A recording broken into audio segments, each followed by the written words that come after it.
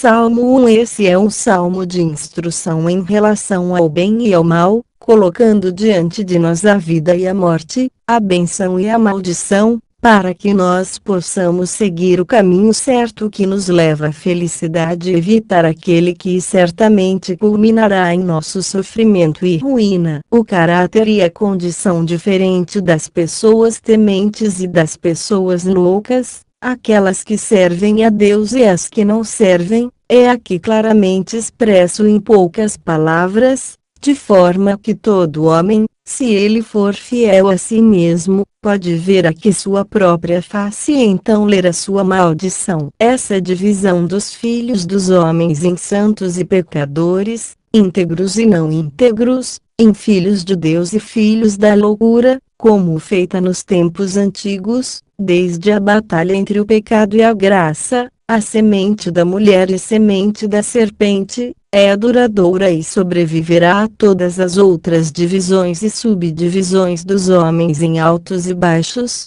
ricos e pobres, presos e livres, pois o estado eterno dos homens será determinado e a distinção durará.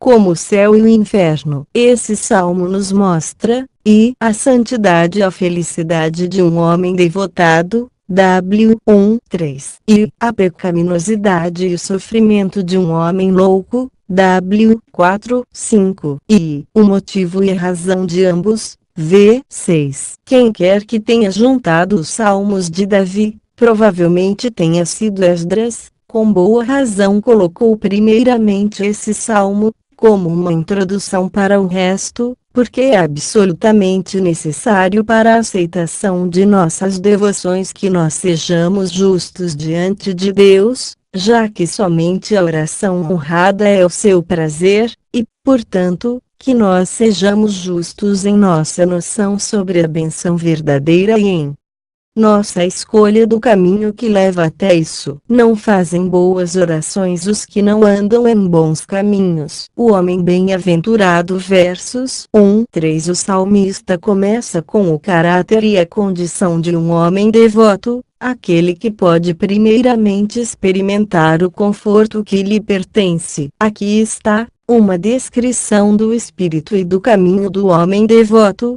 que nós mesmos devemos experimentar. O Senhor conhece aqueles que são seus por nome, mas nós devemos conhecê-los por seu caráter. Isso é agradável a um estado de provação que nós podemos estudar para responder ao caráter, que é de fato tanto a ordem da lei a que estamos sujeitos com a obrigação de obedecer quanto a condição da promessa que nós estamos sujeitos interessados em realizar. O caráter de um homem bom é mostrado aqui por meio das regras que ele escolhe seguir e tomar providências. O que nós levamos na nossa partida e em cada volta, como guia da nossa conversa, seja no curso desse mundo ou na palavra de Deus, tem consequências materiais. Um erro na escolha do nosso padrão de conduta pode ser fatal, porém, se nós estamos bem aqui, isso significa que nós estamos no caminho justo para fazer o bem. Um homem devoto que quer evitar o mal renuncia formalmente ao companheirismo dos malfeitores e não será conduzido por eles. Ele não anda segundo o conselho dos ímpios. Essa característica do seu caráter é colocada em primeiro lugar, porque aqueles que manterão os mandamentos do seu Deus devem dizer aos malfeitores: apartai-vos de nós, Salmo 119.115, e apartar-se do mal é onde começa a sabedoria.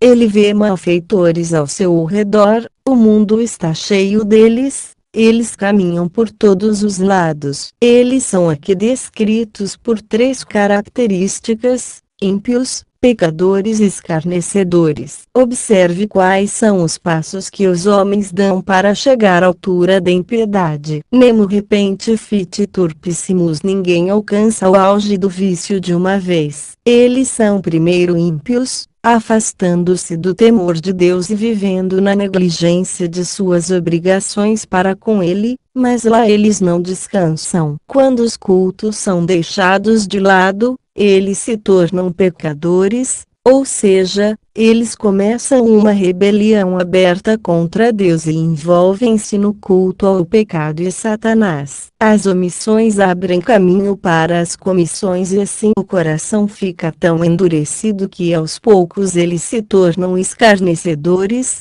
isto é, eles desafiam abertamente tudo que é sagrado, zombam da religião e do pecado. Então o caminho da iniquidade é um declive. Os maus tendem a piorar, os pecadores tornam-se tentadores dos outros e advogados de Baal. Aqueles que nós chamamos de ímpios são instáveis, não almejam um fim certo e caminham em suas próprias regras, e eles estão no comando de toda cobiça e por trás de cada tentação. Os pecadores são determinados pela prática do pecado e o praticam como se fosse o negócio deles. Os escarnecedores são aqueles que voltam as suas bocas contra o céu. Isso o homem bom vê com o coração triste. Eles são uma aflição constante para a sua alma íntegra. Entretanto, ele foge deles sempre que os vê. Ele não faz como eles fazem, e por isso, ele não conversa familiarmente com eles. Ele não atida segundo o conselho dos ímpios. Ele não está presente em seus conselhos, nem recebe deles aconselhamento, mesmo eles sendo tão espirituosos, sutis e estudados. Se eles são ímpios, não devem ser os homens do seu conselho. Ele não consente com eles, nem consente com seus atos. Lucas 23:51. Ele não consente com eles, nem consente no conselho deles. Lucas 23:51. Ele não toma os princípios deles como parâmetro, nem age segundo os conselhos que eles dão e pedem. Os ímpios têm a tendência de dar seus conselhos contra a fé e isso é gerenciado de forma tão astuciosa que nós temos motivos para ficarmos felizes se conseguirmos evitar ser corrompidos e enlaçados por isso. Ele nem se detém no caminho dos pecadores, ele evita agir como eles agem. O caminho deles não deve ser o caminho do crente, ele não herdará isso, muito menos dará continuidade a isso, como faz o pecador, que põe-se em caminho que não é bom. Salmo 36:4. Ele evita, o quanto pode, ser como eles são. Ele não pode imitá-los, ele não se associará a eles, nem os escolherá para a companhia dele. Ele não fica no caminho deles para ser escolhido por eles. Provérbios 7:8. Mas permanece longe deles como de um lugar ou indivíduo infectado por uma peste, por medo de contágio. PV 4:14-15. Aquele que quer se manter longe do mal deve se afastar do caminho do mal. 31. Ele nem se assenta na roda dos escarnecedores. Ele não descansa com aqueles que se firmam em sua loucura e se satisfazem com a sequidão de suas consciências. Ele não se relaciona com aqueles que se sentam a fim de fazer intriga, para descobrir maneiras e sentidos de apoiar e promover o reino do diabo, ou que fazem um julgamento aberto e direto para condenar a geração dos justos. O assento dos bêbados é a canção dos bebedores de bebida forte. Salmo 69:12. Feliz é o homem que nunca se assenta com eles. Oséias 7:5-2. Um homem devoto e que faz aquilo que é bom e fiel, submete-se à orientação da palavra de Deus e se familiariza com ela. V2. E isso que o mantém longe do caminho do ímpio e o fortifica contra as tentações. Pela palavra dos teus lábios me guardei das veredas do destruidor. Salmos 17:4. Nós não precisamos cortejar a sociedade dos pecadores, nem por prazer, nem por superioridade, quando nós temos sociedade com a palavra de Deus e com o próprio Deus, pela sua palavra. Quando acordares, falará contigo. Provérbios 6:22. Nós devemos julgar nosso estado espiritual com a pergunta: o que a lei de Deus é para nós? O que nós devemos fazer dela? Que lugar ela tem em nossa vida? Veja aqui, Toda a afeição que um homem bom tem pela lei de Deus, tem o seu prazer nela. Ele tem prazer nela, mesmo sendo uma lei, uma regra, porque é a lei de Deus, que é santa, justa e boa, e que ele consente livremente seguir e tem então prazer nela, segundo o homem interior. Romanos 7, 16, 22. Todos aqueles que estão satisfeitos por existir um Deus devem estar satisfeitos pela existência da Bíblia, a revelação de Deus, da sua vontade e do único caminho para a felicidade nele. 2. O conhecimento íntimo que um homem devoto tem com a palavra de Deus, na sua lei medita de dia e de noite, e assim seu prazer parece estar nela, pois nós amamos pensar naquilo que amamos. Salmo 119, 97. Meditar na palavra de Deus é aprofundar nosso entendimento sobre os grandes temas contidos nela, com uma aplicação imediata, uma fixação de pensamento, até que nós estejamos adequadamente influenciados por tais conteúdos, experimentemos o seu sabor e poder em nosso coração. Isso nós devemos fazer de dia e de noite. Nós devemos ter um hábito constante de respeitar a palavra de Deus como regulamento das nossas ações e a libertação do nosso conforto e, consequentemente, nós devemos tê-la em nossos pensamentos, em qualquer situação da vida, seja dia ou noite. Não há tempo inadequado para meditar na palavra de Deus, nem estação imprópria para tais meditações. Nós não apenas devemos nos voltar para a meditação na palavra de Deus de manhã e à tarde, ao nascer do dia e da noite, mas esses pensamentos devem se entremear com os assuntos e conversas de todos os dias e com o repouso e descanso de todas as noites. Ao acordarmos, eles ainda estarão em nossa mente e coração. Uma garantia é dada no que diz respeito à felicidade do homem devoto, o que deveria nos encorajar a seguir o seu caráter. 1. Em geral, ele é abençoado. Salmo 5.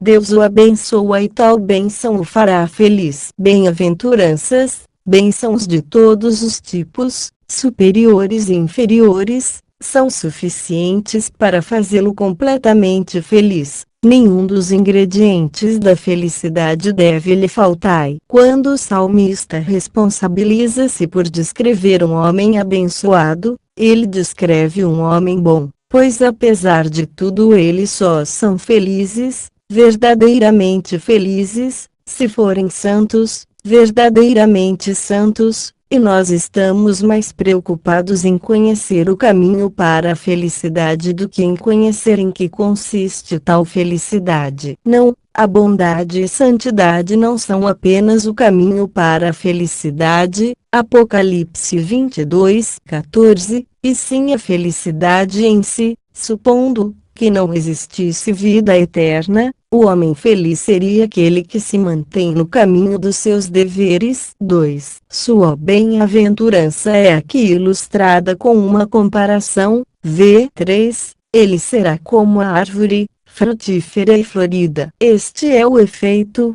1, da sua prática piedosa. Ele medita na lei de Deus, tornando-a em suco et sanguine em suco e sangue, e isso faz dele parecido com uma árvore. Quanto mais nós meditamos na palavra de Deus, mais munidos nós estamos para toda a boa obra e trabalho. Ou, 2, da bênção prometida, ele é abençoado pelo Senhor e, portanto, ele será como a árvore. A bênção divina produz efeitos reais. Esta é a felicidade de um homem devoto, em que ele é plantado pela graça de Deus. Essas árvores são por natureza oliveiras selvagens, e continuarão assim até que sejam plantadas novamente, mas plantadas por um poder do céu. Nunca uma árvore cresce por si só. Ela é a plantação do Senhor, e por isso ele deve ser glorificado. Isaías 61:3. 2. Que ele é plantado pelos meios da graça,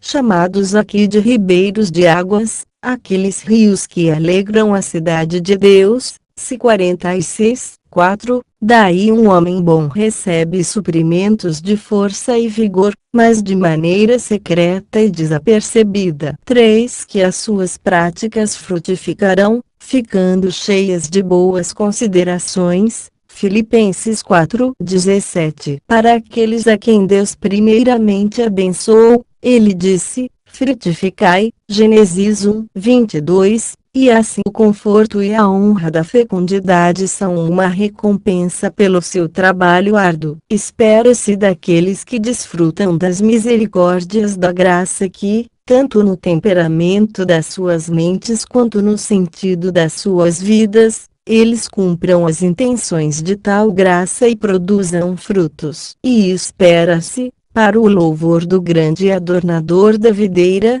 que eles produzam seus frutos, o que é requerido deles, na devida estação, quando eles são mais belos e de maior utilidade, aproveitando cada oportunidade de fazer o bem e fazê-lo no tempo certo. 4. Que a sua profissão deve ser preservada de ser manchada e sacrificada, suas folhas não caem. Para aqueles que trazem apenas as folhas da profissão, sem qualquer bom fruto, até mesmo as suas folhas secarão e eles ficarão envergonhados de sua profissão, como um dia tiveram orgulho dela. Todavia, se a palavra de Deus governa o coração, isso manterá a profissão vicejante, para o nosso conforto e para o nosso crédito. Desse modo, os louros conquistados nunca secarão. 5. Que a prosperidade está presente aonde quer que ele vá, prosperidade de alma. O que quer que ele faça, conforme a lei, prosperará, conforme o seu pensamento ou acima do que esperava. Ao cantar esses versos, e considerar que somos afetados pela natureza maligna e perigosa do pecado, e pensar nas excelências da lei divina e no poder e na eficácia da graça de Deus, através da qual o nosso fruto é produzido, nós devemos advertir uns aos outros a vigiar contra o pecado e evitar toda aproximação em direção a ele, além de meditar muito na palavra de Deus e ter fartura do fruto da retidão, e a orar por isso. Nós devemos buscar a Deus e suplicar a sua graça, para nos fortalecer contra cada palavra e obra má e para nos conceder palavras e ações boas. Descrição e maldição dos ímpios. W. 4:6. Aqui vemos, e a descrição dos ímpios. V. 4:1. De uma maneira geral, eles são o oposto do justo, tanto em caráter como na prática, eles não são assim. A Septuaginta repete isso enfaticamente: não são assim os ímpios, eles não são assim, eles são conduzidos pelo conselho dos loucos no caminho dos pecadores e se assentarem na roda dos escarnecedores, eles não têm prazer algum na lei de Deus, nem jamais pensam nela, eles não trazem frutos além das uvas de Sodoma, eles sobrecarregam o solo. 2. No sentido particular, enquanto os justos são valiosos, úteis, árvores frutíferas, os ímpios são como a moinha que o vento espalha, a moinha mais destacada, a poeira que o dono do solo espalhou, por não ter mais utilidade. Você a valorizaria, você a consideraria. Eles são como a moinha, sem valor algum no julgamento de Deus. Quão altamente eles podem valorizar a si mesmos, você consideraria o gênio deles? Eles são leves e vaidosos, eles não têm conteúdo, nem consistência, eles são facilmente induzidos por cada vento e tentação e não têm constância. Você saberia o fim deles? A ira de Deus os afastou em sua loucura, como o vento faz com as moinhas, que nunca mais são reunidas nem procuradas. As moinhas podem estar, por um tempo, entre o trigo,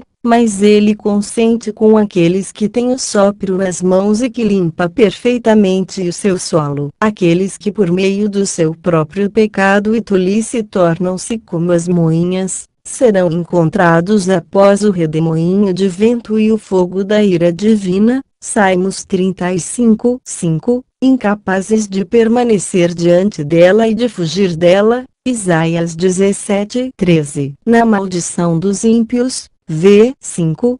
1. Eles serão considerados, no julgamento, como traidores culpados. Eles não subsistirão no juízo, ou seja, eles serão julgados culpados, ficarão com vergonha e confusos e todas as suas alegações e desculpas serão rejeitadas como frívolas. Há um julgamento por vir, em que o presente caráter e obra de todo homem, ainda que seja tão astuciosamente escondido e disfarçado, será verdadeira e perfeitamente descoberto e aparecerá em suas próprias cores, e influenciará o futuro estado de cada homem, por uma sentença irreversível, e determinada para a eternidade. Os ímpios devem aparecer nesse julgamento, a fim de receberem conforme o que foi feito no corpo. Eles podem esperar que terminem com Ra, mas a sua esperança os enganará.